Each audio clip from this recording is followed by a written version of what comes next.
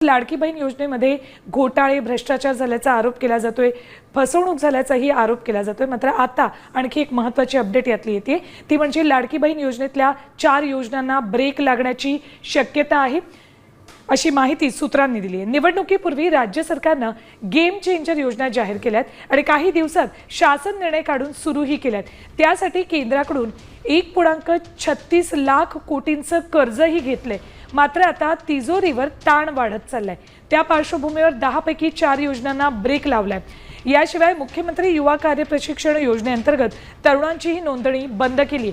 त्या प्रशिक्षणार्थींना जून जुलैचं विद्यावेतन मिळालं नाही असंही समोर आलंय। लाडक्या 4 योजनांना ब्रेक लागतोय आणि त्याला कारण ठरली लाडकी बहीण योजना। कोणत्या योजना बंद केल्यात बघा। मुख्यमंत्री तीर्थदर्शन योजना, मुख्यमंत्री वयोश्री योजना,